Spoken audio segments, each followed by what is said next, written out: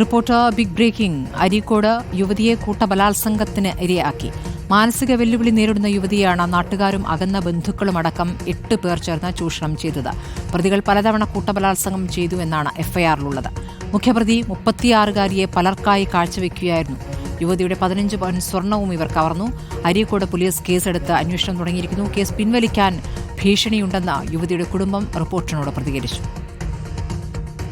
ഇവള് മാനസിക രോഗിയാണെന്നും ഇവരെ എതിർക്കാൻ ഞങ്ങൾക്ക് ഫാമിലിക്ക് ബുദ്ധിമുട്ടാണ് എന്നുള്ളത് നന്നായിട്ട് അറിയുന്ന ഒരാളാണ് ഈ മുഖ്യപ്രതി എന്ന് പറയുന്നത്. അപ്പോൾ ഇത് അറിഞ്ഞാൽ പോലും ഞങ്ങൾക്ക് ഇതിൽ ഇടപെടാൻ ബുദ്ധിമുട്ടാന്നുള്ള കാര്യം അവന് നന്നായിട്ട് അറിയാം.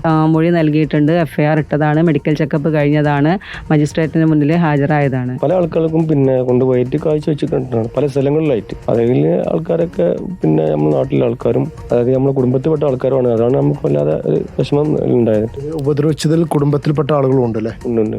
ഒരുപാട് പ്രാവശ്യം വീട്ടിൽ വന്ന് കേട്ട് ഇതിലിങ്ങനെ പിന്തിരണം പല സമ്മർദ്ദങ്ങളും പല വീട്ടിൽ പല കാര്യങ്ങളും ഇതിൽ വന്നിട്ടുണ്ട്. പക്ഷെ അതിനൊന്നും ഞാൻ നിന്ന് കൊടുത്തിട്ടില്ല. ഒരു 15ഓളം പവൻ സ്വർണം അവൻ കൈക്കലാക്കിയിട്ട് പല സമയങ്ങളിലായിട്ട് പല ദിവസങ്ങളിലായിട്ട് ഇതിൽ പ്രതിയായിട്ട് പോലീസ് എഫ്ഐആറിൽ ചേർത്തു 5 ആൾക്കാർ വരെ ഇതിലുണ്ട്. പക്ഷെ ഇനിയും പ്രതികൾ ഇതിലുണ്ട് എന്നാണ് നമ്മളൊരു ധാരണ.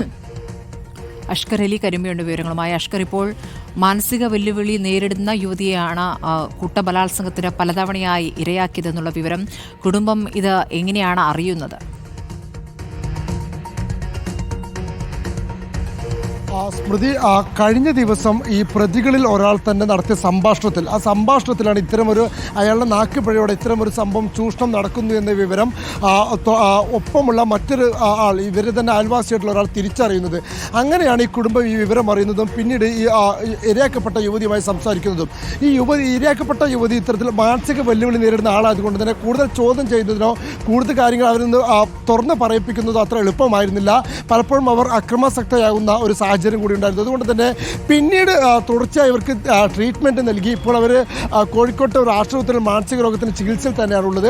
അത്തരത്തിൽ ചികിത്സയ്ക്കിടയിൽ ഡോക്ടർമാരുടെയൊക്കെ നിർദ്ദേശപ്രകാരം കുടുംബം നടത്തിയ ഇടപെടലിലൂടെയാണ് ഇത്തരത്തിൽ ഇവർ ഈ വിവരങ്ങൾ പുറത്തറിയുന്നത്. പിന്നീട് നടത്തിയ അന്വേഷണത്തിൽ ഇപ്പോൾ പുറത്തു വന്നിരിക്കുന്നത് ഒരു നടുക്കുന്ന അല്ലെങ്കിൽ വേദനാജനകമായ ഒരു കാര്യമാണ് തന്നെ പറയേണ്ടി വരും. ഇത്തരത്തിൽ മാനസിക വെല്ലുവിളി നേരിടുന്ന 36-കാരിയായ യുവതിയെ 8ഓളം പേർ അല്ലെങ്കിൽ അതിലധികം പേർ ക്രൂരമായ കൂട്ടബലാത്സംഗത്തിന് ഇരയാക്കി എന്നുള്ളതാണ്.